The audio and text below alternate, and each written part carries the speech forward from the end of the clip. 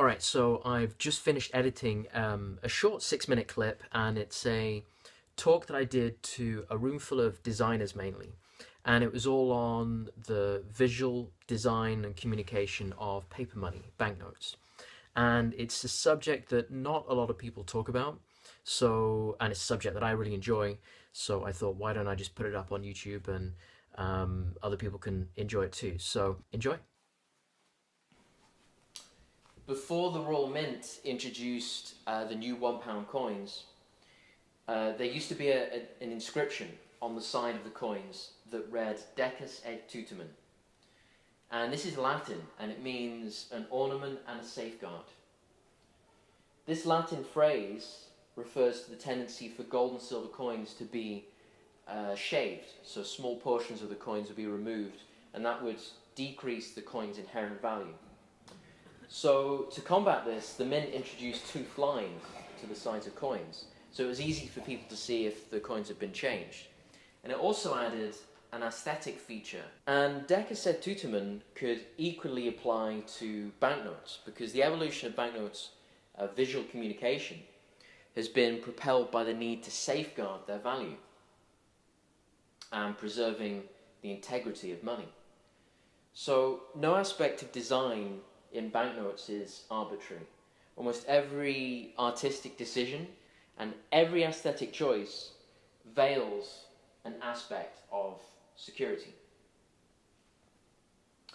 And as the need for greater security has increased, the graphics of banknotes have become bolder, more vivid, more experimental.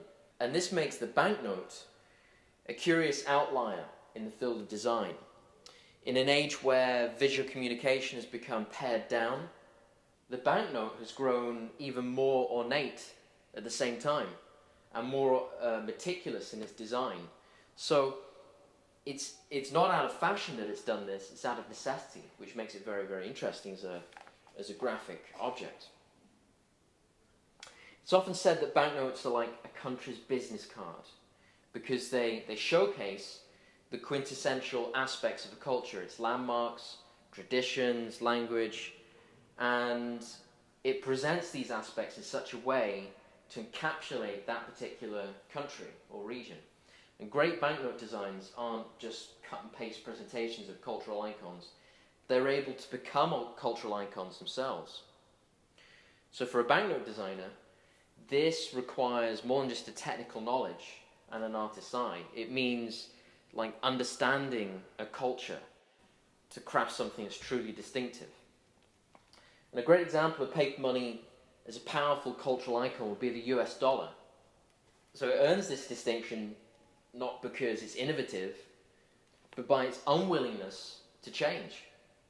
So in spite of its inconsistency with technological progress, the US dollar note is shorthand for capitalism itself. And in complete opposition to the US dollar, you've got the euro. The banknote's design is utilitarian. So every element from the size of the numbering to the typeface and the colour has all been chosen with fast recognition in mind. Coloration is really, really important in the visual communication of banknotes because colours don't simply differentiate banknotes within the same family.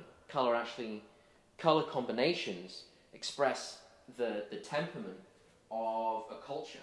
For example, Australia, which has always had bright multicoloured notes, and these colours say a lot about Australia's climate and its biodiversity, coupled with a kind of liberal experimental impulse that's typically Australian. And in contrast to Australia, you've got the Faroe Islands banknotes, and they're bleached colours.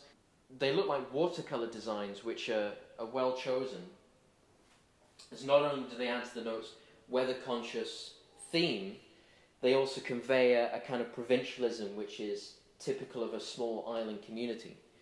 So both completely different uses of colour. The banknote design landscape is pretty diverse, and it's as diverse as the cultures on the planet. The major economies of the world they retain fairly conservative designs, and they do that, I'm guessing, to uphold the world's trust. And smaller nations, they're not in the world's financial spotlight, so they tend to have actually bolder and sometimes whimsical currency design. Just now beginning to see the first designs which you could call postmodern. So one example would be the Swiss banknotes, and they're interesting because they don't have a portrait, they just have hands. The whole theme of the banknotes is based on hands. They don't have a face, so that departs from tradition already. And then you've got banknotes that test the boundaries of minimalism in banknote design.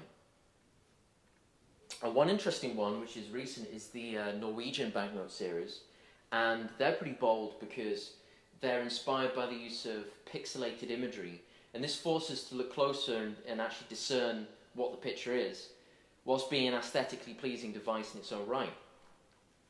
So far from off-putting, the note designs feed into a familiar, everyday digital aesthetic. It's very familiar. I love the new Royal Bank of Scotland series because you've got this traditional landscape and you've got the portrait, but then you've got these strips that almost look like circuit boards. Just with that little visual change, you've got something that retains the grace of tradition, but just gets a contemporary upgrade. So when I think about the future of banknote design, I think back to Decassé Tuteman, and that basically where technological progression is aiming is where form and function meld into one.